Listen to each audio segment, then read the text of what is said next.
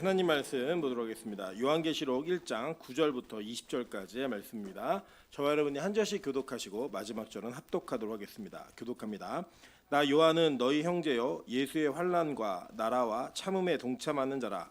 하나님의 말씀과 예수를 증언하였으므로 말미암아 밤모라 하는 섬에 있었더니 주의 날에 내가 성령에 감동되어 내 뒤에서 나는 나팔 소리 같은 큰 음성을 들으니 이르되 내가 보는 것을 두루마리에 써서 에베소, 서머나, 버가모, 두아디라, 사데, 빌라델비아, 라오디게아 등 7교회에 보내라 하시기로 몸을 돌이켜 나에게 말한 음성을 알아보려고 돌이킬 때에 7 금촛대를 보았는데 촛대 사이에 인자 같은 이가 발에 끌리는 옷을 입고 가슴에 금띠를 띠고 그의 머리와 털의 희기가 흰 양털 같고 눈 같으며 그의 눈은 불꽃 같고 그의 발은 풀무불에 단련한 빛난 주석 같고 그의 음성은 많은 물소리와 같으며 그의 오른손에 7별이 있고 그의 입에서 좌우에 날선 검이 나오고 그 얼굴은 해가 힘있게 비치는 것 같더라. 내가 볼 때에 그의 발 앞에 엎드려져 죽은 자 같이 되매 그가 오른손을 내게 얹고 이르시되 두려워하지 말라 나는 처음이요 마지막이니 곧 살아있는 자라 내가 전에 죽었노라 볼지어다 이제 세세토록 살아있어 사망과 음부의 열쇠를 가졌노니 그러므로 내가 본 것과 지금 있는 일과 장차 될 일을 기록하라. 내가 본 것은 내 오른손에 7별의 비밀과 또 7 금촛대라 7별은 7교회의 사자요 7촛대는 7교회니라. 아멘. 네, 우리 주변에게 이렇게 인사하도록 하겠습니다. 사람은 쉽게 죽지 않습니다. 네, 우리가 가끔 이렇게 죽을 것 같이 힘들어, 뭐 배고파 죽겠어, 막 이런 얘기 많이 하거든요. 근데 사실 제가 그 특세가 참 힘듭니다. 힘든데 특세하다가 돌아가시면 한 번도 보지 못했습니다. 여러분 지금 있는 여러분의 변화는 내가 육에 순종하며 살다가 육을 이기려고 하니까 너무 힘든 싸움이 내 안에 있구나라고 이렇게 이해하시면 참 좋을 것 같습니다. 그래서 이 특세 기간에 이제 이번이 거의 절반을 딱 지나고 있는 딱 타이밍인데. 요거 딱 끝나고 나면 하나님께서 우리의 마음과 생각과 태도를 하나님을 향한 태도로 바꿔줄 것을 믿습니다. 그렇게 변화되어지는 과정 속에 그 과정을 기쁨으로 즐길 수 있는 저 여러분 되시기를 주님의 이름으로 축원합니다. 네, 오늘은 요한계시록 1장 9절부터 20절까지의 말씀을 본문으로 하여 우리 여호와의 날이라는 제목을 가지고 하나님의 말씀 증거하도록 하겠습니다. 사실 이제 특세가 이루어지면서 특세 이제 구호가 있고 이렇게 외침이 있는데 제목이 무엇보다 중요하잖아요. 사실은 이제 하늘문에 있는 설교의 좀 특징을 좀 이해하시면 좋다라고 생각합니다. 이제 저는 이제 하늘문에 있는 하늘문에서 선포되어지는 설교 말씀 중에 특별히 이제 원장님 설교는 우리가 알고 있는 기본적인 논리로는 잘 이해가 이렇게 어려운 본문들의 말씀이고 또 그 설교 자체가 좀 어렵습니다. 그런데 이제 제가 크게 보면은 여러분이 어떻게 이해하시면 되냐면 하늘문에서 하시는 원장님 설교는 하나님의 마음을 설교하는 설교예요. 하나님의 마음이 어떤지 본문에 나타난 하나님의 마음을 그대로 설교하시는 그 설교입니다. 그래서 우리가 이제 이런 게 있잖아요. 이런 보시면은 보통 명연기자다라고 얘기할 때 그 연기자를 우리가 어떻게 구분하냐면 어떤 시나리오가 있는데 그 시나리오에 자기를 이입해가지고 그 시나리오에서 작가가 얘기하고자 하는 그 내용이나 그 당시에 느끼고 있는 감정을 리얼하게 전달해주는 사람을 명연기자라고 얘기합니다. 그죠? 이해되시죠? 무슨 말인지. 그러니까 정말 슬펐을 때 연기를 슬픔처럼 하는 그런 연기자를 명배우라고 부르는 것처럼 제가 볼 때는 원장님 설교는 그 부분이 가장 탁월한 설교예요. 그러니까 하나님의 본문에 나타난 하나님의 마음을 어떻게 전달하고 있는가에 대한 부분이 가장 탁월한 설교인데 이 설교가 그 내용을 전제로 하여서 들으시다 보면은 뭐가 있냐면 중간중간에 찬양하잖아요. 그게 설교와 타이밍에 있기 위한 공간을 메꾸기 위한 찬양이 아니라 앞의 내용과 뒤의 내용이 연결되어지는 찬양이고 이거나 아니면 앞의 내용을 정리하거나 뒤에가 새롭게 시작되는 내용을 연결짓는 고리 역할을 하는 찬양들이 쭉 선포가 됩니다. 같이 이게 찬양하는 거죠. 그래서 찬양을 하시면서 그냥 찬양하니까 나도 한다라고 생각하지 마시고 앞뒤 말씀이 뭐였지라는 걸 기억하시면 이 찬양이 어떤 의미가 있는지를 정확하게 이해하실 수가 있어요. 그렇게 이해하시면 하늘문의 설교 절반 정도를 들으시는 거예요. 근데 이제 하늘문의 설교가 좀 친절하지 않아요. 어떻게 친절하지 않냐면 이 본문을 이해하고 있다는 전제를 가지고 자꾸 설교가 진행되다 보니까 본문에 대한 이해가 없는 분들은 거기까지가 딱 끝이에요. 근데 이제 저는 빛과 소금 교회는 뷔페 가면 뭐 먹어야 된다? 비싼 거, 그죠? 갈비, 그죠? 그런 거 드셔야죠. 예를 들면 저는 밖에서 먹는 음식 중에 가장 아까운 음식 중에 하나가 김치찌개입니다. 왜냐면 웬만한 집 김치찌개보다는 제가 더 잘할 자신이 있거든요. 예, 그럴 때는 김치찌개 밖에 나가서 먹는 게 어렵잖아요. 근데 밖에 나가서 이게 집에서 만들기 어려운 음식 중에 밖에 나가면은 쉽게 먹을 수 있는 음식들 있죠. 예를 들면 탕수육 해보셨어요? 집에서 온통 집이 기름바다가 됩니다. 계속 뭐 2번 3번 튀겨야 되기 때문에 그래서 이제 그런 음식은 어디서 먹어야 되냐면 전문점에서 먹어야 되거든요. 예, 그런 것처럼 뷔페에 가면 김밥, 떡볶이부터 시작해가지고 뭐 초밥, 갈비, 회 이런 것까지 아주 다양한 음식들이 있는데 그 중에 단가가 높은 음식을 드셔야 돼요. 아멘. 아 이거 삶의 진리예요, 여러분. 예, 단가가 높은 음식을 드셔야 돼요. 예, 우리 빛가서공교회는 뷔페집 가서 김밥 안 먹습니다. 앞으로 김밥 드시는 분은 예수 그리스도 이름으로 명하노니 김밥을 내려놓을지어다. 내려놓으셔야 돼요. 비싼 걸 먹어야 되거든요. 그래서 우리는 빛가서공교회는 이 특세 기간 동안에 하늘문에서 선포되어지는 말씀의 엑기스를 다 가져와야 됩니다. 누가 주인공이다?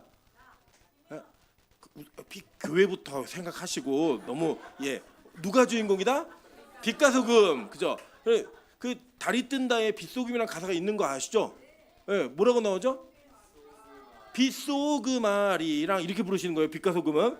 그래서 거기 있는 모든 엑기스를 다 가져오시는데 지난 시간에 저희가 여호와의 밤에 대한 메시지를 같이 들었어요. 그죠? 그리고 이제 그 내용들이 예수 그리스도에게 어떻게 성취가 되고 있고 우리는 그 밤에 무엇을 기대해야 되는가 이 내용을 나누었습니다. 오늘은 이제 여호와의 날에 대해서 함께 나누도록 하겠습니다. 먼저 이 여호와의 날에 대한 이 언급은 성경에 선지서에 아주 많이 등장을 합니다. 이 선지서에. 근데 여러분 선지서를 먼저 이해하실 필요가 있어요. 우리 선지서가 몇 권이 있죠? 구약 전체. 성경 공부는 아셔야죠. 몇 권? 39권이요. 아이고 큰일 났습니다. 네. 저는 너무 감사해요. 내년에 또 하면 되니까. 선지서는 17권이 있죠. 그죠? 17권이 있고 17권 중에 12권은 언제 쓰였어요? 그 당연히 17권 다 구약에 쓰였고 우리 집은 어디야? 지구 이렇게 얘기하면 비슷한 거예요. 자, 12권은 언제 어느 시대 때 쓰였어요? 포로기 전 열왕기 상하 시대 때 쓰인 거예요. 열왕기 상하 시대 쓰였다라고 얘기하면 역대하에 쓰인 겁니다. 그러니까 역대하가 요새 하늘의 특세가 막 선포되고 있잖아요. 그때 역대하 시대 때 12명의 선지자가 활동했단 말이에요. 그 선지자들의 메시지에 여호와의 날에 대한 언급이 엄청 많이 언급되는 거예요. 5권은 언제 쓰였죠? 포로기와 포로기 이후에 쓰인 책들이에요. 그래서 거기에도 역시 여호와의 날에 대한 언급이 있다라는 거예요. 그 5권이 뭐예요? 아모스?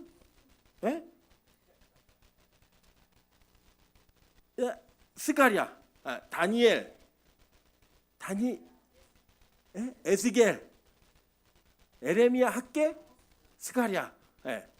이 5권이에요. 그러니까 포로기와 포로기 이후에 쓰였던. 그러니까 학개 스가랴는 갔다 와서 성전 재건 때문에 선포되어진 말씀. 나머지 3권은 포로로 잡혀가는 때, 포로 잡혀가서 쓴 내용이란 말이에요. 그러니까 이 성경이 무언가를 향해 쭉 진행하면서 역사는 종말을 향해 갑니다. 여러분 이 종말을 잘 이해하셔야 돼요. 요새 이제 그 전 세계 루머가 좀 돌고 있죠. 7, 8월에 그 일본 가지 마라. 대지진이 올 거다. 그리고 막 그걸 종말로 막 이해하고 막 이렇게 이해하시는 분들 계세요. 근데 사실 그 영화나 이 헐리우드에서 만들어낸 종말은 참혹한 이런 어떤 막 재앙이나 재난 이런 것들이 만나가지고 전 세계 환경이 파괴되어지는 그런 모습으로 나타나잖아요. 근데 그리스도인의 종말은 그런 종말이 아니에요. 그리스도인의 종말은 어떤 종말이냐면 예수 그리스도께서 이 땅에 다시 오심으로 말미암아 하나님이 계획하신 역사의 시작과 역사의 끝이 존재한다라는 거예요. 이 끝이 존재한다라는 그 개념 속에서 마지막에 완성이 종말인 겁니다. 여러분 우리가 책을 하나 읽어도 마지막 페이지를 넘길 때 기쁨이 있다 없다? 있잖아요. 제 사촌 동생이 좀 하나 이상한 애가 있는데 얘가 이제 그 국제 변호사에서 지금 호주에 오스트리아에서 활동하고 있는데 이 친구는 자기가 1000페이지 이상 되는 책의 맨 마지막 장을 넘길 때 이 생에 가장 큰 기쁨이 있대요. 그리고 이제 책을 읽으면 화장실 가는 것도 잊어버린대요. 우리랑 전혀 다른 족속이죠. 그런 것처럼 우리는 일생에 몇 번 안 되지만 책의 마지막 페이지를 읽을 때 기쁨이 있어요 없어요? 있잖아요. 그게 그리스도인의 종말이라는 거예요. 우리는 종말을 부정적이나 뭔가 막 파괴되고 재앙을 당하고 우리 되게 어려운 이런 걸로 받아들이면 안 되고 어떻게 받아들여야 되냐면 하나님께서 이 세상을 완성하시는 마지막 시간의 종료이다. 영원으로 들어가는 입구다라고 보시면 되는 거예요. 우리에게 종말은 기다려야 되는 거예요, 안 기다려야 되는 거예요? 기다려야 되는 거죠. 그러니까 이 여호와의 날이라는 선포가 이 종말을 향해 계속 달려가고 있는 이 기독교의 역사를 보여주고 있는 그 아주 중요한 포인트입니다. 이게 되게 중요한 거예요. 그래서 여호와의 날에 대한 개념을 제대로 이해하시면 뭐가 기다려지게 되냐면 종말이 기다려지게 된다는 거예요. 그 종말에 대한 흐름들이 어떻게 진행되고 있는지 오늘 말씀을 통해 확인해 보도록 하겠습니다. 자, 먼저 선지자들이 여호와의 날에 대해서 이야기했는데요. 이 선지자들이 여호와의 날에 대해서 이야기할 때 주된 주제가 뭐냐면 심판과 그 안에서 구별이에요. 자, 그 내용 한번 보도록 할게요. 제일 먼저 시대적으로 보면요, 성경이 쓰여지는 순서와 성경이 기록된 순서가 좀 차이가 있어요. 무슨 말씀이냐면 먼저 기록된 책인데 나중에 뒤에가 있는 것도 있고, 뒤에 기록된 책인데 앞에 와 있는 것도 있어요. 그래서 학자들마다 차이가 있긴 하지만 이 아모스 5장 13절에서 22절, 그러니까 이게 잊어버리셔도 되는데 잠깐 들으세요. 그냥 요엘서가 제일 처음에 쓰였다라고 얘기하는 학자들이 일부가 있어요. 그리고 요엘서는 맨 처음 쓰여진 건 아니다라고 해서 이게 앞뒤로 왔다 갔다 하는데, 그 뒤에 제일 먼저 쓰여졌거나 두 번째 쓰여졌다라고 얘기하는 성경이 아모스예요. 자, 이해되시죠? 무슨 말인지? 그러니까 아모스가 가장 먼저 이 내용을 언급하고 있다라고 보시면 거의 틀리지 않습니다. 물론 요엘서도 언급하고 있는 내용이 있지만 아모스에 제일 먼저 등장한다고 보시면 돼요. 자, 이 아모스는 어떤 선지자였죠, 여러분? 이걸 먼저 기억을 하시면 너무 좋아요. 아모스 읽으시면 어떤 선지자? 특징. 자, 선지자가 여럿이 있는데 열왕기상하 시대 때는 이스라엘이 남북으로 갈려 있었죠. 그죠? 갈려 있었잖아요. 우리나라처럼 비슷하게. 자, 그런데 북이스라엘에서 활동한 선지자가 3명이 있어요. 누구예요? 예? 이사야 땡, 예레미야 땡, 예? 요나, 그죠? 요나 출신 요나가 있었고, 또요. 제가 북이스라엘 선지자 이렇게 외우라고 그랬잖아요. 북이스라엘 선지자 좋아요. 아모스 좋아요. 좋아요의 때 히읗 호세야, 그죠? 사모로스의 또 은혜가 있군요. 예. 호세야, 아모스, 요나. 예. 요엘은 아니에요. 예, 불합격입니다. 예. 어쨌든 이 3명의 선지자가 북이스라엘에서 활동한 선지자예요. 그런데 이 요나는 내수용, 수출용 이게 선교사였잖아요. 선교사였고, 이 아모스는 특이점이 뭐냐면 출신은 남한이에요. 남유다예요. 예, 그런데 어디 가서 사역을 해요? 북이스라엘 가서 사역했단 말이에요. 이 북이스라엘 그때 어땠냐면요, 여러분 이제 북이스라엘 되게 재밌는 게 우리나라 역사랑 거의 비슷해요. 우리나라가 남북으로 갈려졌을 때 처음에는 북한이 잘 살았어요, 남한이 잘 살았어요? 네, 북한이 더 잘 살았죠. 처음에는 이 북한이 더 잘 살았던 것처럼 남유다랑 북이스라엘이 딱 쪼개질 때 북이스라엘이 두 지파를 제한 나머지 지파를 다 가져갔어요. 실제로 국력이 더 셌단 말이에요. 그래서 여로보암 때도 강했지만 여로보암 2세 때는 다윗의 영토와 거의 비슷한 영토를 회복할 정도로 굉장히 나라가 부국했고 강성했습니다. 예, 그럴 때에 활동했던 선지자들이 여럿이 있는데 그 중에 한 사람이 아모스예요. 근데 이 북이스라엘은 특징이 뭐냐면 하나님께 대적하는 왕들의 연속이에요. 그냥 조금 잘한 애도 있지만 결과적으로는 종합적으로 볼 때 하나님 앞에서 잘못한 사람들의 특징이 있어요. 그래서 이게 왜 그게 쓰여졌냐면 열왕기상하가 언제 쓰여진 거냐면 포로기 때 쓰여진 책이에요. 왜 포로기 때 쓰여졌냐면 남유다의 백성들이 나중에 끌려가잖아요. 바벨론으로 끌려갔을 때 당황한 거예요. 왜 당황했냐면 하나님이 이 남유다는 안 망한다고 했는데 다윗의 나라라서 안 망한다고 했거든요. 망해버린 거예요. 그 잡혀가갖고 바벨론에 잡혀갔더니 마르둑 신전이 자기들이 지었던 성전보다 10배 더 커요.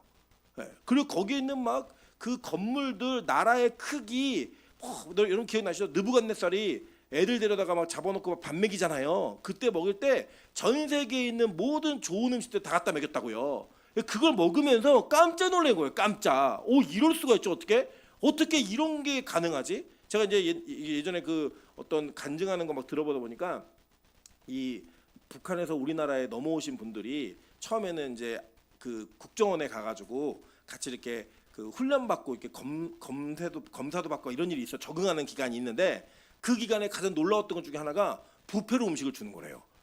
그 너무 놀라운 거예요. 그게 우리는 별로 이상하지 않은데 처음 보는 경험이니까 그런 경험들이 이 유대인들에게 있었던 거예요. 유다인들에게. 그때 그들이 왜 도대체 하나님 나라보다 더 큰 나라가 있지?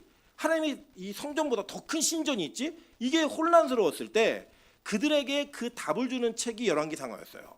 그 내용은 뭐냐면 이 열왕기상하의 특징은 북이스라엘 중심으로 쓰여진 책이에요. 그러니까 이 책은 뭐냐면 북이스라엘이 얼마나 악한 짓을 많이 했는지, 그리고 그렇게 악한 일을 했던 것을 남유다가 따라해요. 그대로 따라해서 야 우리가 망할 수밖에 없었네 이런 거예요.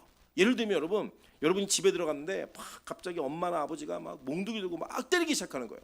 그래서 여러분이 뭐라 그러겠어요? 저 막 내용을 모르고 맞으니까 저 왜 때려 막 이렇게 얘기 안 하시겠어요? 근데 숨겨놓은 성적표를 발견한 거예요. 어머니가 그걸 딱 꺼내는 거예요. 그 순간 우리는 어떻게 해요? 때리지 마 이렇게 얘기, 아니면 잘못했어요 얘기해요. 잘못했어요라고 얘기하잖아요. 그런 책이 열왕기상하예요. 예. 그래서 열왕기상하는 북이스라엘 중심으로 쓰였단 말이에요. 너희도 왜 망해야 되는지. 그때 활동했던 선지자들이 무슨 내용을 많이 얘기하냐? 여호와의 날에 대한 이야기를 많이 얘기하는 거예요. 자, 그 내용 한번 보도록 할게요. 아모스 5장 13절부터 22절입니다. 그러므로 이런 때에 지혜자가 잠잠하다니 이는 악한 때임이니라 라고 얘기해요.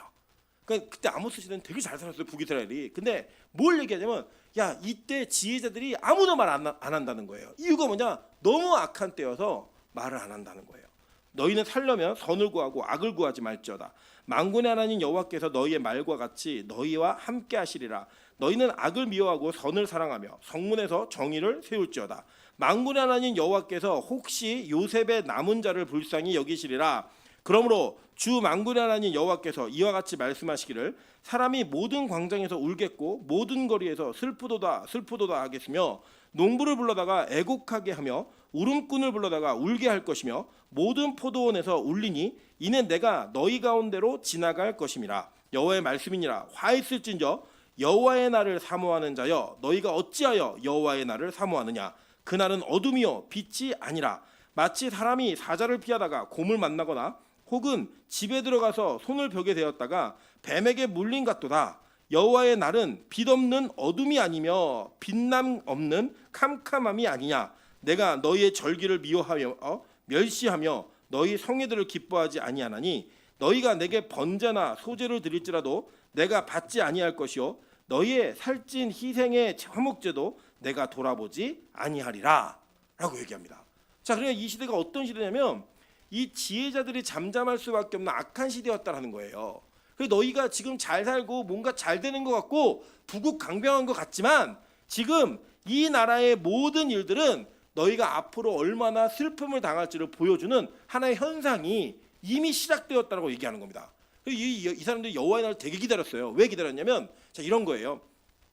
이 이스라엘 사람들은 어떤 마음이 있었냐면 우리는 아브라함의 자손이야.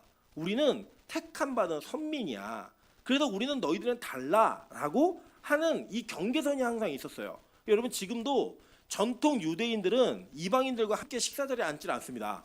예, 이게 키파 쓰고 다니는 사람도 있거든요. 이런 사람들이 절대 이방인들과 함께 식사 자리에 앉지 않는 이유는 뭐냐면 그들과 함께 밥을 먹는 건 짐승과 함께 밥을 먹는 거라고 생각을 해요.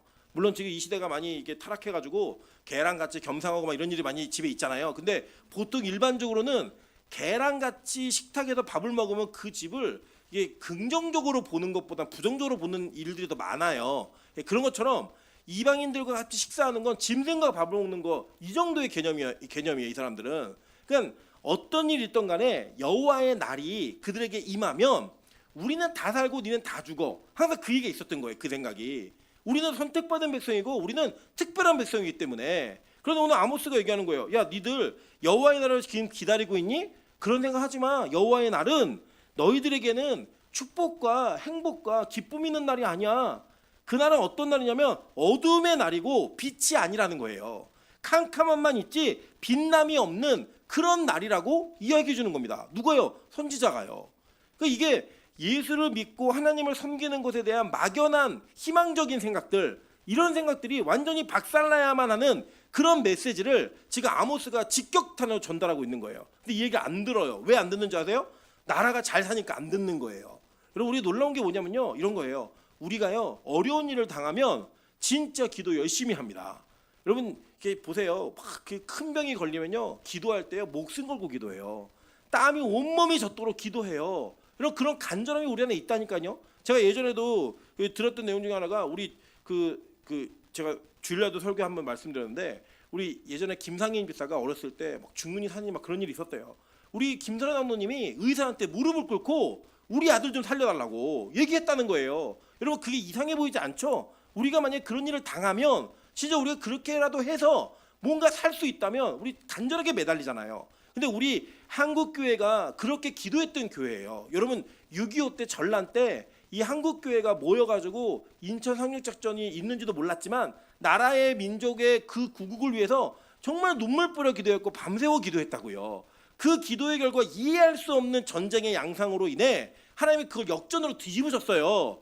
그랬던 한국교회가 이제는 정치판에 끼어들어가지고 이제는 배가 불러서 기도하자 그러면 모이지도 않고 호텔이나 모이고 정부의 고위 관료들과 대통령을 상대한다라는 그런 목사들을 교계의 지도자라고 얘기하는 그 시대가 도래했단 말입니다. 여러분 우리도 그런 거를 훌륭한 목사라고 얘기했어요. 여러분 우리가 그렇게 얘기했잖아요. 우리 이번에 막 수사당하고 있는 그런 목사님들 보면 누가 그분들을 나쁜 사람이라고 얘기했어요. 다 존경할 만한 분이고 그렇게 되고 싶어서 목회했고 이랬던 그 결과가 어떤 현상인지 이제 보여주고 있는 거예요. 여러분 그 내막을 아시면 정말 참담합니다. 기독교가 뭘 향해 달려왔는지 뭘 추구해 왔는지. 그러니까요 안 듣는 거예요. 왜요? 교회는 부흥해 왔거든요. 숫자가 느는 걸 부흥이라고 생각했고 천막치고 예배드리는 교회들이 정말 800억, 900억, 1000억짜리 건물을 지으면서 예배드리면서 교회가 타락을 했어요. 그 타락을 하니까 뭐가 모이지 않나요? 예배 시간에 무릎 꿇며 기도하는 성도들이 사라진 거예요. 금식하며 부르짖는 목회자가 사라진 거예요. 밤새워서 처리하는 교회들이 사라지기 시작한 겁니다. 새벽을 지키는 강단들이 막 무너지기 시작한 거예요. 여러분 이해하시죠? 그 요새 경험하시잖아요. 우리 교회 매일 예배 드려 그러면 뭐라 그래요? 이상한 교회 아니야? 이단 아니야? 이렇게 얘기하잖아요. 그게 뭐예요? 교회가 이제는 신앙생활을 상식적으로 하는 게 그냥 일반 사람들이 이해할 때 상식적으로 하는 게 보편화됐다는 거예요. 그러니까 안 듣는 거예요. 안 들리는 거예요. 여러분 우리도 마찬가지잖아요. 어렵고 힘들 때는 교회에 와서 예배드리고 막 아이들과 함께 뒹굴면서 그 아이들에게 예배를 가르치고 기도를 가르쳤던 그 시대가 우리 안에 있었는데도 불구하고요. 지금은요. 조금만 환경이 어렵거나 조금만 뭔가 불편하면 안 오는 게 마땅하다라고 생각을 해요. 그리고 그게 진짜 우리의 현실입니다. 선지자 시대 때도 똑같았어요. 열왕기 상하 시대 때도요. 나라가 부국하고 강병하면요. 선지자 얘기 안 들어요. 왜 안 듣는 줄 아세요? 나는 지금 괜찮다는 거예요. 나는 아무렇지도 않다는 거예요. 너희가 아무리 이렇게 얘기해도 내 통장에 얼마가 있는 줄 알아? 내가 어떤 집에 살고 있는 줄 알아? 내가 무슨 차를 타는 줄 알아? 나는 그렇게 기도 안 해도 돼. 여러분 그래서 저는요 어떤 현상들을 많이 보냐면 누군가 기도해야 되고 예배드려야 될 사람이 그 자리를 자신의 편안함 때문으로 인해 문제 없음으로 인해 자꾸 외면하잖아요. 반드시 사고가 터져요. 저는 그걸 복이라고 생각해요. 왜 복이라고 생각하냐면 그걸 통해서라도 뭐 하게 돼 있어요? 기도하고 예배드리게 돼 있다고요. 하나님은 그거를 추구하시는 분이에요. 하나님은요 우리의 것을 뺏어서라도 하나님과의 관계가 더 깊어지기를 원하시는 우리에 대한 사랑함이 있다니까요. 여러분 우리가 보통 그렇잖아요. 제가 보니까 이모들이 애들을 꼬실 때 꼭 젤리나 뭐 먹는 거 꼬셔요. 왜냐면 걔네들한테 그게 정말 간절함이에요. 젤리를 입에 넣을 수 있느냐 없느냐 이거 간절함이라고요. 그때 너 이렇게 하면 젤리 줄 거야. 이렇게 하면 젤리 안 줘. 이 얘기가요. 이 아이한테는 너무나 큰 기쁨과 슬픔을 조장해 주는 거예요. 이게. 그래서요 제가 하민이가요 저를 되게 무서워하거든요. 근데 하민이한테 저 얘기했어요. 너 젤리 줄게 때 뽀뽀를 해요. 이렇게 뭔지 아세요? 그게 이 어른들이 야 이걸 통해서라도 내가 이 아이와 관계를 맺고 싶구나. 그 관계 형성을 원할 때 그렇게 하잖아요. 하나님 우리를 그 정도로 사랑하신다고요. 하나님은요 어떤 것을 이 세상의 그 어떤 것보다도 우리와의 관계가 중요하신 분이에요. 그래서 그 관계가 무너지는 걸 원치 않으시는 거예요. 그래서 그 원치 않는 그 과정을 이루어 가시기 위해서는요 때로는 우리의 것을 뺏기도 하세요. 때로는 우리의 것을 부시기도 하세요. 우리의 것을 없애버리기도 하신다고요. 여러분 제가 그 아이들에게 저도 핸드폰을 주거든요. 주는데 이 핸드폰 때문에 엄마 아빠와 대화나 관계성이 뭔가 위기가 있다고 생각하잖아요. 그 핸드폰을 뺏어요. 그것보다 더 중요한 게 뭔지를 가르쳐주는 거라고요. 그런데 우리는 그 핸드폰 뺏긴 것 때문에 울지만 그 아이들은 울지만 그 이면에 얼마나 부모가 아이하고 관계를 하고 싶은지를 보여주고 있는 거잖아요. 하나님이 그런 일을 하신다는 거예요. 그래서 여호와의 날은요 여러분 절대 우리에게 빛남이 아니에요. 왠지 아세요? 우리의 추구성은 우리가 가지고 있는 경향은 하나님을 대적하는 경향이지 절대로 우리는 하나님을 따라가는 경향이 아니에요. 여지껏 우리 경험해 보셨잖아요. 우리는 예배를 드리고 있다 아니면 예배 시간에 스스로 왔다, 예배 시간에 끌려왔다. 그래, 끌려온 사람들 대부분이에요. 어쩔 수 없이 끌려왔다니까요. 제가 아주 인상 깊은 얘기가 우리 이 전사님이 저한테 그 얘기하더라고요. 자기는 이런 문제가 없었으면 하늘문 안 갔대요. 자기는 평생 하늘문을 비판했지 하늘문에 갈 사람이 아니라는 거예요. 근데 하나님 얼마나 사랑하시는지 안 가면 안 될 사건을 벌리시잖아요. 저희 아내도 마찬가지. 저희 아내요, 예배 드리기 싫어가지고 집에 일찍 오면 커튼 닫고 불 끄고 TV 보던 사람이에요. 건너편에 원장님이 자기네 집 볼까봐. 그랬던 아내가 기도할 수밖에 없는 일을 하나님이 만들어 버리시니까요. 이제는 기도하지 않으면 안 되는 사람으로 하나님 세우신 거예요. 그러니까요, 이게 한번 그런 일이 겪고 나니까 저희 아내는 어떤 생각이냐면 하나님께 맞으면 안 돼, 이 생각이 너무 아프니까. 그래서라도 제가 예배를 드리고 있는 거예요. 그거는 예배를 드리고 있다 아니면 드리게 하신 거다. 드리게 하신 거예요. 누구 한 사람의 이야기를 이야기하지만 우리 모두가 그러한 사건과 일들을 통해 그 자리에 앉게 되었다라고요. 아니 나는 아닌데, 곧 기다려보세요. 어떤 일이 벌어지나. 기도할 수밖에 없는 일이 인생에 끊어지지 않게 있다니까요. 어른이 되면 어른이 된 만큼, 할머니가 되면 할머니가 된 만큼, 할아버지가 되면 할아버지가 된 만큼 기도해야 될 문제는, 반드시 엎드려야 될 문제는 하나님 반드시 벌리시는 거예요. 근데 그게 뭐예요? 하나님의 사랑이라는 거예요. 근데 그 사랑에 임하는 날이 어떤 날이냐? 바로 여호와의 날인 거예요. 왠지 계속 설명이 될게요. 오늘 다 될지 모르겠네요. 자, 이사야 2장 5절부터 12절입니다. 야곱 족속아 오라, 우리가 여호와의 빛에 행하자. 주께서 주의 백성 야곱 족속을 버리셨음은 그들에게 동방 풍속이 가득하며 그들이 블레셋 사람들 같이 점을 치며 이방인과 더불어 손을 잡아 언약하였습니다. 그 땅에 은금이 가득하고 보화가 무한하며 그 땅에 마필이 가득하고 병거가 무수하며 그 땅에는 우상도 가득하므로 그들이 자기 손으로 짓고 자기 손가락으로 만든 것을 경배하여 천한 자도 절하며 귀한 자도 굴복하오니 그들을 용서하지 마옵소서. 너희는 바위 틈에 들어가며 진토에 숨어 여호와의 위엄과 그 광대하심의 영광을 피하라. 그날에 눈이 높은 자가 낮아지며 교만한 자가 굴복되고 여호와께서 홀로 높임을 받으시리라. 대저 뭐냐? 왜냐하면이에요. 왜냐하면 만군의 여호와의 날이 모든 교만한 자와 거만한 자와 자고한 자에게 이 말이니 그들이 어떻게 된대요? 낮아진다는 거예요. 자, 여호와의 날이 임하면 어떤 일이 벌어지는 거예요? 이 세상에 힘 있고 권력 있고 능력이 있어서 하나님 없어도 나는 내 힘을 갖고 살 수 있어. 나는 내가 추구하고 있는 것이 나를 행복하게 만들어줘. 그러면서 우상 숭배했던 그 부유함의 모든 존귀한 자들이 다 어떻게 된다는 거예요? 낮아지게 된다는 거예요. 완전 박살나 버린다는 거예요. 그게 여호와의 날이라고, 여러분. 그러니까 이 여호와의 날은 우리가 생각하는 것처럼 뭐 여호와의 날 그러면 뭐 그날 자체가 거룩하고 이게 아니라 그냥 심판이 직격적으로 임하는 날인 거예요. 이 땅에 있었던 모든 일들이 다 역전되는 날이라고 성경 우리에게 선언하고 있는 겁니다. 이사야 13장 2절부터 10절 계속 볼까요? 너희는 민둥산 위에 기치를 세우고 소리를 높여 그들을 부르며 손을 흔들어 그들을 존귀한 자의 문에 들어가게 하라. 내가 거룩하게 구별한 자들에게 명령하고 나의 위엄을 기뻐하는 용사들을 불러 나의 노여움을 전하게 하였느니라. 산에서 무리의 소리가 남이며 많은 백성의 소리 같으니 곧 열국 민족이 함께 모여 떠드는 소리라. 만군의 여호와께서 싸움을 위하여 군대를 검열하심이로다. 무리가 먼 나라에서 하늘 끝에서 왔으며 곧 여호와와 그의 진노의 병기라. 온 땅을 멸하려 함이로다. 너희는 애국할지어다. 여호와의 날이 가까웠으니 전능자에게서 멸망이 임할 것이미로다. 그 선지자들이 외쳤던 이 여호와의 날은요, 이 나라와 이 땅에 진노와 멸망이 임하는 날이라는 거예요.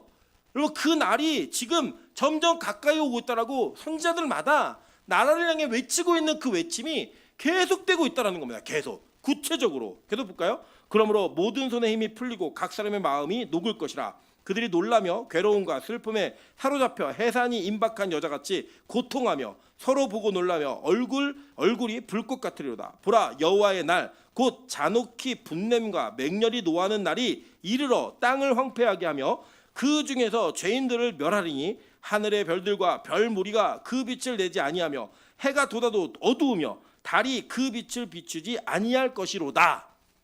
지금 여호와의 날에 대한 이미지가 어떤 이미지예요? 완전한 멸망, 멸절, 파괴, 이런 일들, 분노가 쏟아지는 일들이 계속 벌어지고 있다는 거예요. 그럼 계속 볼게요. 요엘서에서는 이렇게 선포합니다. 요엘서 1장 14절부터 15절이에요. 너희는 금식일을 정하고 성회를 소집하여 장로들과 이 땅의 모든 주민들을 너희 하나님 여호와의 성전으로 모으고 여호와께 부르짖을지어다. 슬프다 그날이여 여호와의 날이 가까웠으니 곧 멸망같이 전능자로부터 이르리로다. 그리고 이게 여호와의 날의 이미지가 구약 선지자들이 외쳤던 그 이미지가 그 시대 사람들이 추구했던 나라고는 전혀 다른 이미지였다는 거예요. 제가 아까 말씀드렸죠. 이 사람들은 여호와의 날을 사모했어요. 왜 사모했냐면 여호와의 날이 임하면 우리는 너희들과 다르기 때문에 우리가 얼마나 위대해진지를 봐 세상에서의 힘을 자랑하면서 그 날을 고대했고 기다렸다고요. 그랬던 자들에게 선지자들은 뭐라고 말씀하고 있냐면 야 여호와의 날이 니들을 영광스럽고 존귀하게 만드는 날인 줄 알아? 아니야. 그날은 하나님의 진노가 쏟아지는 날이고 그날은 이 땅의 심판으로 말미암아 교만하고 위대하다고 얘기했던 자고했던 거만한 자들이 다 낮아지는 날이 될 거야. 이걸 선언하고 있는 거예요. 보세요. 요엘서 2장 10절부터 11절에 동일하게 얘기합니다. 그 앞에서 땅이 진동하며 하늘이 떨며 해와 달이 캄캄하며 별들이 빛을 거두다. 여호와께서 그의 군대 앞에서 소리를 지르시고 그의 진영이 심히 크고 그의 명령을 행하는 자는 강하니 여호와의 날이 크고 심히 두렵도다. 당할 자가 누구이랴? 이 심판이 임한다는 거예요. 그러니까 이 여호와의 날 그러면 슬픔, 고통, 이 아픔이 계속 있는 거예요. 왜냐하면 선지자들 눈에는 이 땅이 잘 살고 괜찮은 것 같았는데 하나님의 눈으로 보니까 이 땅이 잘 사는 땅이 아니라 멸망할 땅이라는 거예요. 여호와의 날이 임하면 심판이 오는 날이라고 그들 알고 있는 거예요. 요엘서 3장 볼게요. 요엘서 1, 2, 3장인데 다 얘기해요. 사람이 많음이며 심판의 골짜기에 사람이 많음이요 심판의 골짜기에 여호와의 날이 가까움이로다. 해와 달이 캄캄하며 별들이 그 빛을 거두도다. 여호와께서 시온에서 부르짖고 예루살렘에서 목소리를 내시리니 하늘과 땅이 진동하리로다. 그러나 여호와께서 그의 백성의 피난처 이스라엘 자손의 산성이 되시리로다 라고 얘기합니다. 그러니까 요엘서에서 뭐가 나오냐면 여호와의 날에 심판이 있는데 그 심판의 날에 죄인들은 다 죽는다는 거예요. 이 땅에서 힘있다고 거만하다고 자랑하고 높이 들렸던 모든 자들이 다 박살날 때 하나님께서 그 백성의 피난처가 되시고 하나님께서 그 이스라엘 자손들의 산성이 되시겠다라고 얘기하면서 그 재난과 심판 가운데 구원의 장소가 하나 쓱 보이기 시작하는 거예요. 이게 뭐가 비슷하죠? 여호와의 밤하고 똑같은 얘기잖아요.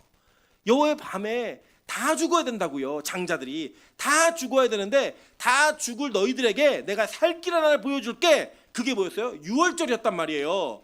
그거 동일하게 하나님은 여호와의 날에 이 땅이 멸망을 받을 터인데 그 멸망받는 가운데서 여호와께서 주시는 백성의 피난처가 있다는 거예요. 하나님이 그 산성이 되어 주신다라는 거예요. 자 볼게요. 오바댜 보겠습니다. 오바댜 1장 15절부터 16절이에요. 여호와께서 만국을 벌할 날이 가까웠나니 내가 행한 대로 너도 받을 것인즉 내가 행한 것이 내 머리로 돌아갈 것이라. 너희가 내 성산에서 마신 것 같이 만국인이 항상 마시리니 곧 마시고 삼켜서 본래 없던 것 같이 되리라 라고 얘기해요. 자, 눈치 빠르신 분은 아셨을 텐데 이런 거예요.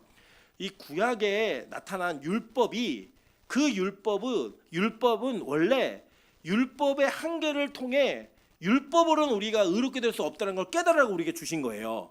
그런데 그 율법을 지키고도 노력하는 자들이 몇 가지 어기고 나머지 지킨 것 가지고 자기의 공로와 자랑으로 삼았다고요. 그 삼은 자들의 행위를 하나님이 낱낱이 아시면서 얘기하시는 거예요. 야, 네가 행위로 그것을 이루었다고 지금 자랑하고 있어? 그럼 내가 낱낱이 다 드러내서 네가 행한 대로 갚아줄게. 그 갚음을 네가 감당할 수 있겠니? 그래서 여호와의 날은 그 율법의 행위를 근거로 하고 있는 모든 자들에게는 다 파멸이고 멸망인 거예요. 그 율법을 기준으로 내가 그래도 괜찮은 인간이지, 내가 그래도 구원받을 만한 백성이지 라고 얘기하는 모든 자들은 다 그 심판 아래 멸망을 받을 수밖에 없다라고 성경 우리에게 아주 선언해주고 있는 거예요. 그냥. 그래서 스바냐 보실게요. 1장 7절 14절 16절입니다. 주 여호와 앞에서 잠잠할지어다. 이는 여호와의 날이 가까웠으므로 여호와께서 희생을 준비하고 그가 청할 자들을 구별하셨음이니라. 자, 14절 16절 한번 읽어볼게요. 자, 시작. 여호와의 큰 날이 가깝도다. 가깝고도 빠르도다. 여호와의 날의 소리로다. 용사가 거기서 심히 슬피 우는도다. 그날은 분노의 날이요 환난과 고통의 날이요 황폐와 패망의 날이요 캄캄하고 어두운 날이요 구름과 흑암의 날이요 나팔을 불어 경고하며 견고한 성읍들을 치며 높은 망대를 치는 날이로다. 자, 이 날이 어떤 날이에요? 패망과 황폐의 날이라잖아요. 누가 온다고 얘기했어요? 용사가 온다고 얘기했다고요. 여러분, 성경에 제일 처음 등장하는 용사가 누구예요? 니무롯. 기억나세요? 니무롯의 땅이 어디예요? 바벨. 그죠? 이 니무롯이 바벨탑을 지었던 바벨 땅의 주인이었잖아요. 그 니무롯 용사라고 불렸던 그 자들이 어떻게 한대요? 슬퍼서 심히 슬퍼 우는 날이 된다는 거예요. 그러니까 이 여호와의 날은 어떤 날이냐면 역전의 날인 거예요. 역전의 날. 하나님께서 구별된 자들, 아까 얘기했죠. 거기 7절 보니까 여호와께서 희생을 준비하고 그가 청할 자들을 구별하셨다라고 얘기해요. 그죠? 구별했다는 거예요. 희생을 준비하고 스스로 희생을 준비하고 그가 청할 자들을 구별하신 이후에 이 땅의 용사들이 우는 날이 온다는 거예요. 그게 무슨 날이에요? 바로 구약의 선지자들이 증거하고 있는 여호와의 날이라는 거예요. 여러분, 여호와의 날에 주인공이 누구냐면요, 하나님 택한 사람들이에요. 그 택한 자들, 구별된 자들에게는 하나님이 피난처가 되시고 산성이 되어주신다라고 선언하고 있는 겁니다. 그래서 볼게요. 스가랴 14장 1절부터 3절입니다. 여호와의 날이 이르리라. 그날에 내 재물이 약탈되어 내 가운데에서 나누이리라. 내가 이방 나라들을 모아 예루살렘과 싸우게 하리니 성읍이 함락되며 가옥이 약탈되며 부녀가 욕을 당하며 성읍 백성이 절반이나 사로잡혀 가려니와 남은 백성은 성읍에서 끊어지지 아니하리라. 그때 여호와께서 나가사 그 이방 나라들을 치시되 이왕의 전쟁의 날에 싸운 것 같이 하시리라. 아멘. 이 여호와의 날이 임하면 재앙이 어떤 식으로 오냐면, 지금 이 역사 그 열왕기상하 시대에 얘기하고 있는 건 뭐냐면 이거예요. 너희들 여호와의 날이 임하면 이방 민족들이 너희를 대적할 거야. 그들이 쳐들어갖고 성읍을 함락되게 하고 약탈하고 부녀가 욕을 당하고 백성의 절반이나 사로잡혀 가겠지만 거기에 누구를 두신다는 거예요? 남은 자를 두시겠다는 거예요. 그 남은 자를 통해 이 망해갖고 남은 자들이 뭐가 있겠어요? 여러분 한번 생각해 보세요. 약탈당하고 다 털린 거예요. 막 부녀들이 끌려가고 내 남편인 부인이 막 다 끌려갔어요. 남은 자들 소수가 남아있는 그 자리에, 여러분 잘 한번 생각해 보세요. 우리가 예를 들어 어딜 털었는데 갖고 온다면 뭘 갖고 오시겠어요? 좋은 거 나쁜 거? 네? 좋은 거 갖고 오죠. 누가 나쁜 거 갖고 와요? 털었는데 좋은 것만 갖고 왔어요. 마트 문이 열려서 마트에 주인이 없고 마트 다 가져두면 뭐 가지고 나오시겠어요? 네? 비싼 거 갖고 나오지 휴지가 안 갖고 나와요. 비싼 거 갖고 나온다고요. 그 비싼 거를 갖고 나오는 것처럼 약탈되었을 때 남은 자들은 어떤 자들이에요? 초라하고 볼품없고 별 볼 일 없는 사람들이라고요. 그때 그들은 그냥 주저앉아서 할 수 있는 게 뭐냐면 아무것도 할 수 없다. 우리 망했다. 끝났다. 이 얘기를 할 때 누가 일하신다는 거예요? 그때 드디어 여호와께서 일하신다는 거예요. 여러분 이게 무슨 얘기냐면요, 이런 거예요. 하나님이 이 이스라엘의 장자들을 의도적으로 거절하셨잖아요. 왜 거절하셨죠? 그들이 가지고 있는 태생적으로 태어난 자기 출생 자체가 자기의 힘이고 권리이고 능력이었다고요. 그 모든 것들을 거절시키고 절대 자기의 태생과 출발로서는 이룰 수 없는 차자들과 말자들을 통하여 하나님의 구원을 이루어 가시잖아요. 그럼 누가 했다고 얘기하시기 위해서? 하나님이 했다고 얘기하시기 위해서 그걸 이루어 가신다는 거예요. 그리고 그걸 이루어 가시면서 하나님의 영광이 온전히 드러남을 통해 하나님만이 영광 받으시겠다는 거예요. 너희들을 구원하시는 그분의 모든 능력은 하나님으로부터만 나오는 거야. 이걸 얘기하는 거라고요. 이게 뭐예요? 완전한 율법주의 반대인 거예요. 완전한 반대. 여러분 사람이요 자기 스스로 자기를 고치려고 노력하잖아요.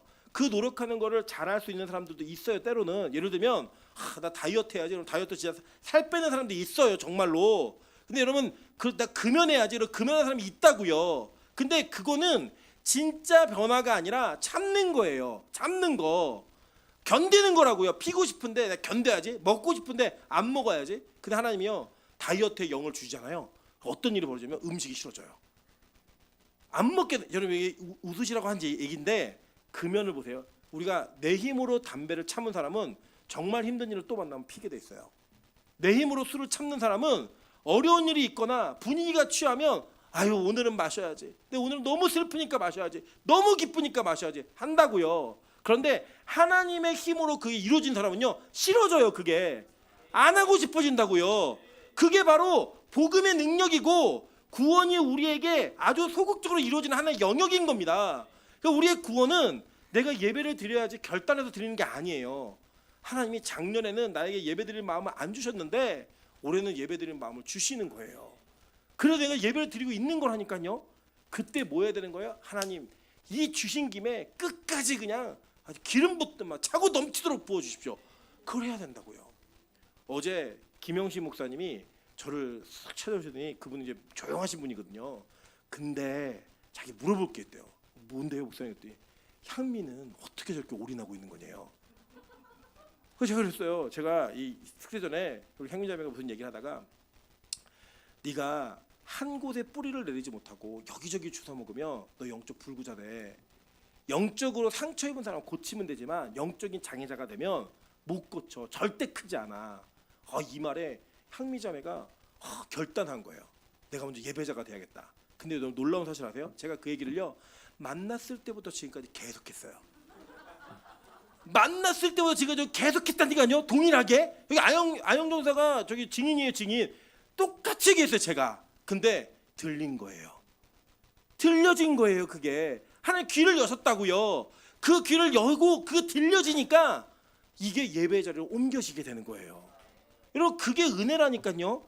그러니까 여러분 뭘 안 듣고 그냥 가만히 앉아도 마음의 생각이 아니라 똑같은 말을 우리 계속 듣고 있어요. 들리는데 새롭게 들리는 거예요. 이전에는 내 얘기가 아니라고 생각했는데 그게 내 얘기처럼 들리는 거예요. 그렇게 뭔지 아세요? 그게 여호와의 날이 나에게 임하고 있는데 그 여호와의 날에 구원받을 자들을 하나님이 선택하시고 선별하실 때 그 선별에 내가 들어가는 거예요. 왜요? 들림으로 말미암아. 그래서 여기 보세요. 나팔을 불어 경고하며 경고한 성읍들을 치며 높은 망대를 치는 날, 이게 들리는 자들은 방비하고 하나님께 붙들림을 받는다니까요. 그게 안 되면 자기 마음대로 자기 생각대로 사는 거예요. 근데 여러분 이게 뭐예요? 하나님이 대신 싸워주시는 거예요. 우리 힘으로 마귀 못 이깁니다. 우리 힘으로 죄를 어떻게 이겨요? 여러분 아시잖아요. 우리가 그걸 못 이기는 인간들인데 하나님이 대신 싸워주심으로 말미암아 그 은혜가 우리에게 오기 시작하는 거예요. 말라기 4장 5절부터 6절 다 같이 읽어보겠습니다. 시작. 보라 여호와의 크고 두려운 날이 이르기 전에 내가 선지자 엘리야를 너희에게 보내리니 그가 아버지의 마음을 자녀에게로 돌이키게 하고 자녀들의 마음을 그들의 아버지에게로 돌이키게 하리라. 돌이키지 아니하면 두렵건대 내가 와서 저주로 그 땅을 칠까 하노라 하시니라. 자, 그러니까 여호와의 날이 임하는데 이때 사는 자들이 누구냐면 마음을 하나님께로 드린 자들이라는 거예요. 근데 이게 우리 힘으로 못하니까 하나님이 엘리야와 같은 선지자를 보내겠다는 거예요. 그 보낸 자가 누구예요? 세례 요한이었잖아요. 그 세례 요한이 우리에게 소개한 분이 누구예요? 보라 세상 죄를 지고 가는 하나님의 어린 양이다. 그 예수를 소개하는 거예요. 그래서 이 여호와의 날이 언제냐면 그 날은 명확하게 말씀드리면 주님이 다시 재림하시는 때예요. 그 재림하시는 그 날에 우리의 마음이 하나님께 가 있으면 우리 산자가 된다는 거예요. 아멘. 그 산자가 되는데 그 산자들에게 하나님이 메신저를 보내는 거예요. 그게 누구예요? 엘리야와 같은 선지자를 내가 보내겠다는 겁니다. 그래 여호와의 날은 우리에게 이미 왔어요, 안 왔어요? 왔다고요. 이미 왔어요. 주님이 이 땅에 오시면서 그 날이 임했어요. 그런데 그 임한 여호와의 날이 아직 이루어지지 않은 게 있는 거예요. 이 신학적으로 굉장히 중요한 건데 영어로는 already not yet이라 그래요. 그러니까 우리나라에 보면 이미 왔지만 아직 아닌 이 공간에 살고 있는 거라고요. 여러분 이걸 왜 어떻게 이해하시면 이런 거예요. 우리는 시간이라고 하는 그 3차원 세계에 갇혀 살고 있는 거예요. 그래서 우리에게는 과거, 현재, 미래라고 얘기하지만 사실은 과거밖에 없어요. 미래는 알 수 없는 영역이고 현재야 라고 말하는 순간 이미 과거가 돼 있는 거예요. 그러니까 우리에게는 과거밖에 없어요. 우리에게는 그 과거를 기준해서 계속 살고 있는 거예요. 그 우리가 얼마나 근시안적인 인간들이냐면 우리는 5분 뒤에 무슨 일이 벌어질지 몰라요. 여기 5분 뒤에 무슨 일이 벌어질 줄 아시면 주식 투자하면 무조건 돈 벌어요. 네, 무조건 돈 벌어요. 5분 뒤에 무슨 일이 벌어질지 아면 세계 최고의 부자가 될 수 있습니다. 그 여러분 우리가 왜 점을 치고 막 그 점쟁이들을 막 부러워하고 그 사람을 찾아가서 막 복채 주고 왜 그걸 받냐면 미래가 궁금한데 그 미래가 너무 알고 싶은 거예요. 여러분 이 화투도 왜 재밌냐면요. 뒤집으면 뭐가 나올까 모르잖아요. 우리가 뒤집을 때 그 쾌감이 있는 거예요. 구가 나네, 똥싼피가 나네. 이 쾌감 때문에 계속 하는 거예요. 왜요? 우리는 미래를 모르는 한계적인 사람들이기 때문에. 그리고 우리는 시간 안에 갇혀 살아요. 우리는 항상 과거만 갖고 얘기합니다. 여러분 우리가 사실은 미래에 저 사람이 어떻게 될지 갖고 실망 안 해요. 모르는데 무슨 실망을 해요. 우리 항상 상대방의 과거를 붙들고 실망을 해요. 근데 하나님은 그렇게 얘기하지 않아요. 하나님은요. 하나님은 이미 이 시간의 한계를 넘으신 분이에요. 왜냐하면 시간이 창조물이에요, 여러분. 창조되어진 거라고요. 그러니까 하나님은 과거, 현재, 미래가 통합적으로 보이는 분이에요. 이게 잘 이해가 안 되지. 철학의 문제인데, 아니 그냥 이 시간이 없어요, 이분에게는. 그냥 하나님이 임철 목사를 볼 때 여러분은 저를 과거만 보시는 거예요. 계속 과거만.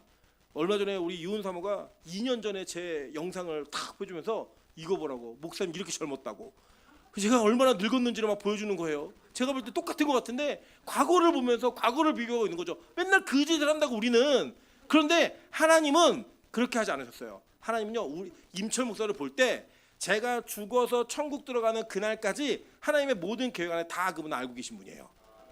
그래서 그분에게 여호와의 날이라고 얘기하는 개념은 우리에게는 이미 이루어졌고 앞으로 그렇게 될 미래라고요.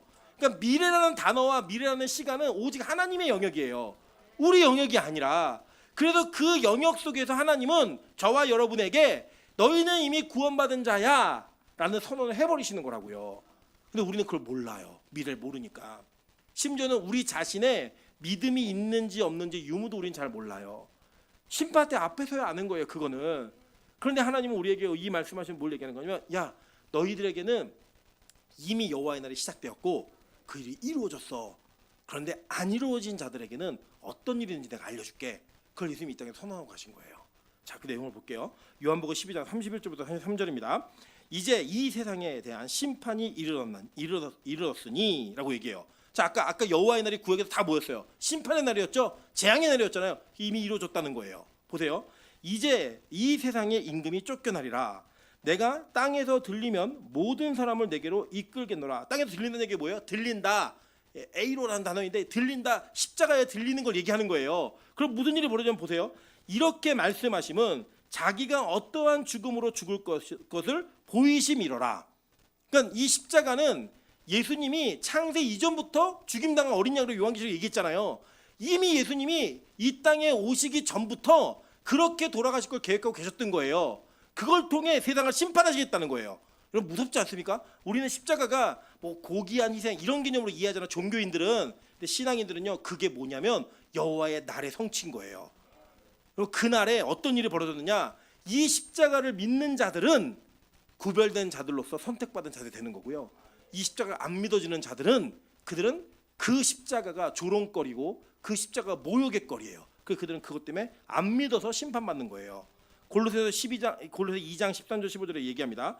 또 범죄와 육체의 무할례로 죽었던 너희를 하나님이 그와 함께 살리시고 우리의 모든 죄를 사하시고 우리를 거스르고 불리하게 하는 법조문으로 쓴 증거를 지우시고 제하여 버리사 십자가에 못 박으시고 통치자들과 권세들을 무력화하여 드러내어 구경거리로 삼으시고 십자가로 그들을 이기셨느니라. 여러분 이게 이 당시에 얼마나 안 맞는 말이냐면요. 십자가가 왜 이루어졌냐면 이건 거예요. 야, 죄를 지었는데 이 죄는 모두가 보고 반성하고 모두가 보고 경계될 죄야. 그러니까 십자가에 못 박힌 인간들을 보면서 너희들 이런 죄를 짓지 마라고 하는 경고였다고요. 그래서 그 죽음 가운데 어떻게 했냐면 여러분 예수님 그 만들어 놓은 십자가 동상이라는 거 보면은 막 팬티도 입고 계시고 막 근육질이잖아요. 막 예수님이. 그런 거 아니에요. 홀딱 벗겨가지고 완전히 모든 걸 다 드러나게 하고 십자가에 못 박아서 거기서 뭐 길게는 일주일, 짧게는 뭐 9시간, 10시간씩 거기다가 할딱할딱 거리면서 죽는 거를 지나가는 저작거리에다 그냥 매달아 놓은 거예요. 보라고. 그리고 그 위에다가 제목을 써놓은 거예요. 이 사람이 왜 십자가에 못 박혔는지 알아? 니들은 그렇게 살지 마. 그래서 그 십자가에 달린 사람이 조롱거리였어요. 그런데 오히려 골로새서에서 바울은 전혀 반대 얘기를 하는 거예요. 십자가로 오히려 이 세상의 통치자와 권세들을 무력화시켜서 그들을 구경거리로 삼으시고 십자가로 그들을 이기셨다는 거예요. 그리고 이게 놀라운 사실 아닙니까? 여호와의 날이 임하면 아까 어떤 일이 벌어지냐고 그랬어요. 통치자들과 권세자들이 낮춰지고 그죠? 그렇게 스모자들이 높여진다라는 이야기가 있었잖아요. 그 이야기처럼요. 여러분 이 땅에서 예수를 믿고 매일 예배드리고 21일 동안 밤에 잠도 못 자고 거기서 쪼그려 자면서 뭐 전쟁터 같잖아요. 전쟁터. 미영 집사는 전 죽은 줄 알았어요. 또 자는데 숨을 쉬고 있나 할딱할딱 쉬어요. 예. 막 민영간사는 막 하민이가 계속 오니까 제발 가라 이모 자야 된다 막 이러면서 막 보내고 이러면서 그 전쟁터에서 그 잠을 자기 위한 일말의 그 시간들을 잘 사용하는 그런 그 피난처 같은 모습 속에서 여러분 세상 사람 볼 때 얼마나 멍청해요. 야, 네 집 있잖아. 너 편하게 살 수 있고 너 잠 많이 잘 수 있고 너 행복하게 누릴 거 다 누릴 수 있는 집도 있고 다 있는데 왜 이렇게 고생하니? 왜 이렇게 쓸데없는 짓을 하고 앉아 있어? 너 광신도야? 이런 얘기 듣는다고요. 근데 그 날이 믿음이라는 관점으로 보면 완전히 뒤집어진 관점인 거예요. 안 하는 사람들이 특세를 안 하는 이런 사람들, 예배를 안 드리는 사람들, 그 신앙의 믿음이 없는 사람들이 오히려 마지막 날에 조롱거리가 된다는 거예요. 조롱거리가 심판대 앞에서. 여러분 이게 이미 예수님이 십자가로 이루신 거예요. 그런데 이 날이요 아직 오지 않았어요. 아직 오지 않았다. 시간 안에서는. 그래서 이 날을 위해서 지금 오늘 우리가 내 삶을 하나님 앞에 드리며 나의 육신의 그 소욕과 정욕들을 다 뒤로 한 채 주님 앞에 올인하는 시간을 갖는 거예요. 볼까요? 데살로니가 전서 5장 2절부터 6절입니다. 주의 날이 밤에 도둑같이 이룰 줄을 너희 자신이 자세히 알기 때문이라. 그들이 평안하다 안전하다 할 그때에 임신한 여자에게 해산의 고통이 이른과 같이 멸망이 갑자기 그들에게 이르리니 결코 피하지 못하리라 얘기합니다. 그러니까 주의 날이 어떻게 온대요? 밤에 도둑같이 온다는 거예요. 그죠? 그렇게 해서 볼게요.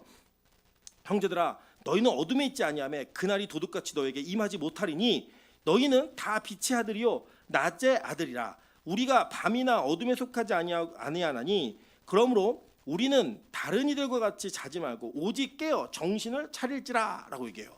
제가 이 말씀이 왜 제 인상에 깊이 남아있냐면 예전에 제가 그 종합운동장에서 미스바 성회를 할 때 거기를 어렸을 때 초등학교 2학년 3학년 때 거기 갔어요. 저희 찬송만 할 때 갔는데 거기 그때 뭐가 유행했냐면 다미성교회가 막 들끓었을 때예요.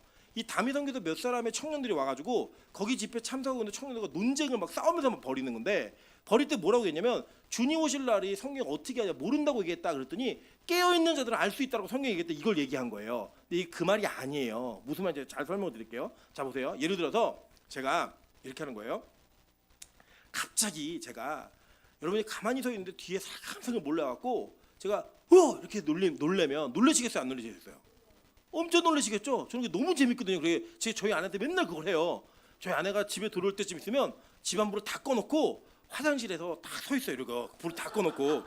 예, 그래서 저희 아내가 이렇게 오면은 휴대폰으로 얼굴만 탁 켜요. 그래서 이러면서 난리를. 그거 너무 재밌어요. 그게. 여러분 잘 보세요. 그게 왜 그러냐면 제가 몰래 숨어 있다가 모르는 사람에게 그걸 딱 하면은 그 너무 놀라는 거죠. 그죠? 근데 예를 들어 제가 여보 당신이 들어오면 내가 화장실에 숨어 있다가 갑자기 핸드폰에 불을 켜고 당신을 놀래킬 거야 라고 문자를 보낸 다음에 숨어 있으면 놀래겠어요? 안 놀래겠어요?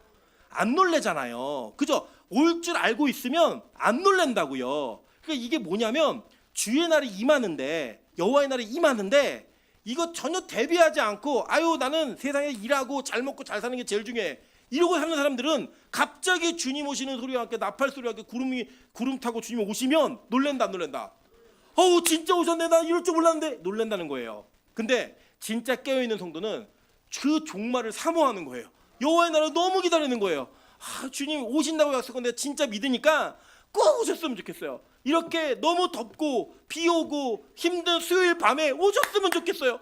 이렇게 막 예배드리고 있다 주님 오시면 우리 놀래요 안 놀래요? 안 놀래죠. 오실 분이 오셨는데 안 놀래는 거잖아요. 그 말이에요 지금 이 말이. 그러니까 주의 날을 아직 오지 않은 그날을 기다리고 있는 간절함이 있는 자들에게는 주의 날이 도둑처럼 임해도 그게 도둑처럼 임하지 않는다는 거예요. 당연한 게 된다는 거예요. 당연한 게. 저는요 우리 빛가서 공교회가 예수 그리스도의 재림에 놀라지 않는 은혜가 있길 소망합니다. 여러분 재림을 진짜 믿으시는 분은 놀라야 돼요 안 놀라야 돼요? 안 놀라야 되는데 주님 지금 오시면 놀랄까 안 놀랄까요? 제가 볼 때 우리 최재형 선생님 깜짝 놀라실 것 같아요. 깜짝 놀라실 것 같아요. 제가요 되게 재밌는 얘기 해드릴게요. 제가 우리 교회가 이제 이런 하나님의 은혜가 한데 이런 수익 사업이 열리면 은혜가 있을 거야 이런 일들이 가능해질 거야 얘기했더니 교육자들이 이제 그래도 제가 담임 목사니까 반박은 못하고 제가 민정한테 제일 많이 들었던 게 뭐냐면 목사님 그거 정말 믿으시냐고 되게 많이 들어요 그 얘기를. 그런데 딱 첫 번째 수익금이 들어온 거예요. 그랬더니요 도마 같은 자가 고백했어요.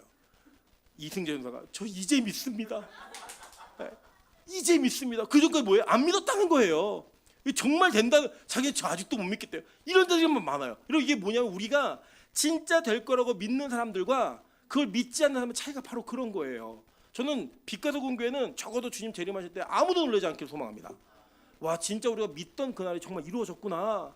그날이 진짜 왔구나. 여러분, 그날이 오면요 어떤 은혜가 있는 줄 아세요? 보세요. 자, 베드로후서에도 이렇게 얘기했어요. 베드로후서 3장 10절부터 13절입니다. 그러나 주의 날이 도둑같이 오리니 그날에는 하늘이 큰 소리로 떠나가고 물질이 뜨거운 불에 풀어지고 땅과 그 중에 있는 모든 일이 드러나리로다. 이 모든 것이 이렇게 풀어지리니 너희가 어떠한 사람이 되어야 마땅하냐. 거룩한 행실과 경건함으로 하나님의 날이 임하기를 바라고 간절히 사모하라. 그날에 우리 하늘이 불에 타서 풀어지고 물질이 뜨거운 물에 녹아지려니와. 자, 다 같이 읽습니다. 시작. 우리는 그의 약속대로 의가 있는 곳인 새 하늘과 새 땅을 바라보도다. 아멘. 자, 이 새 하늘과 새 땅이 천국이라고요. 그렇게 기대하는 천국을 바라보고 살면 이 세상에 어떤 일이 벌어져도 우리는 낙심한다 안 한다. 우리 마음이 황폐해진다 안 황폐해진다. 여러분, 그런 역전의 은혜가 우리에게 있다는 거예요. 그게 바로 여호와의 날인 겁니다. 그리고 그 날을 기다리는 마음으로 우리가 매일매일의 예배를 열심히 땡기는 거예요. 하나님, 내가 이렇게 안 땡기면 난 여전히 세상이 믿어지지 하나님 나를 안 믿어져요. 하나님, 이렇게 안 땡기면 내가 평수가 넓은 집이 내가 천국 같지 저 하늘나라가 천국 같지 않아요. 그 마음이 우리 안에 있기 때문에 그걸 놓고 싸우는 거예요. 그리고 그걸 놓고 나 자신을 깨뜨리는 게 바로 집회지, 거기 참석했다고 뭐 여러분에게 갑자기 뭐 수없이 많은 돈이 생기고 이런 거 아니라고요. 하나님이 주시는 그 여호와의 날은 우리로 하여금 주님의 가장 큰 심판 가운데 구원을 기다리는 날이 되는 거예요. 구원받을 확신을 가지고 그 날에 그 영광을 취하는 자들이 되는 거라고요. 자, 보세요. 계시록 20장 11절부터 15절입니다. 또 내가 크고 흰 보좌와 그 위에 앉으신 이를 보니 한 땅과 하늘이 그 앞에서 피하여 간데 없더라. 또 내가 보니 죽은 자들이 큰 자나 작은 자나 그 보좌 앞에 서 있는데 책들이 펴 있고 또 다른 책이 펴졌으니 곧 생명책이라. 죽은 자들이 자기 행위를 따라 책들에 기록된 대로 심판을 받으니 바다가 그들 가운데서 죽은 자들을 내주고 또 사망과 음부도 그 가운데서 죽은 자들을 내주매 각 사람이 자기 행위대로 심판을 받고 사망과 음부도 불못에 던져지니 이것은 둘째 사망 곧 불못이라. 다 같이 읽습니다. 시작. 누구든지 생명책에 기록되지 못한 자는 불못에 던져지더라. 이 생명책에 기록된 것이 확인되는 그날이 주의 날이라고요. 그 주의 날에 생명책에 기록된 자들은 어떻게 됐느냐? 계시록 21장 1절부터 4절이에요. 또 내가 새 하늘과 새 땅을 보니 처음 하늘과 처음 땅이 없어졌고 바다도 다시 있지 않더라. 또 내가 보매 거룩한 성 새 예루살렘이 하나님께로부터 하늘에서 내려오니 그 준비한 것이 신부가 남편을 위하여 단장한 것 같더라. 내가 들으니 보좌에서 큰 음성이 나서 이르되 보라, 하나님의 장막이 사람들과 함께 있음에 하나님이 그들과 함께 계시리니 그들은 하나님의 백성이 되고 하나님은 친히 그들과 함께 계셔서 모든 눈물을 그 눈에서 닦아주시니. 다 같이 있습니다. 시작. 다시는 사망이 없고 애통하는 것이나 곡하는 것이나 아픈 것이 다시 있지 아니하리니 처음 것들이 다 지나갔음이러라. 아멘. 이게 여호와의 날이라고요. 이 여호와의 날이 되면 그 믿음이 있었던 자들, 예수 그리스도를 유일한 나의 구주, 나의 구원의 공로의 근거로 여겼던 모든 자들에게 이 땅의 슬픔과 아픔과 고통 모든 것들이 다 사라지는 그 나라가 있다고요. 그걸 믿고 그 날을 기다리며 예배하는 자들이 여호와의 날의 주인공들인 거예요. 저는 우리 빛가서 공교회 모든 성도들이 이 여호와의 날의 주인공 되시기를 주님의 이름으로 축원합니다. 불편하죠, 힘들죠. 그러나 그 불편함과 힘듦보다 더 큰 보상, 그 하늘의 기쁨과 그 천국에 대한 사모함이 우리에게 주어질 수 있다면 20일 아니라 100날, 1000날이라도 우리 그 날을 사모하며 예배하는 자들이 되어야 됩니다. 그렇게 예배하는 저와 여러분 되시기를 주님의 이름으로 축원합니다. 같이 한번 찬양으로 기도하겠습니다. 주님 다시 오실 때까지 나는 이 길을 가리라. 좁은 문 좁은 길 나의 십자가 지고. 저는 이 찬양의 가사 가운데 제일 좋은 부분이 좁은 문 좁은 길 나의 십자가 지고 요거 하고요. 맨 마지막에 이 길 끝에 그 주님이 날 안아주시겠다라는 그 찬양의 가사가 너무 좋아요. 여러분, 사실 이 목회를 하면서도 저는 일반 목사들보다 힘들게 목회를 하는 것 같아요.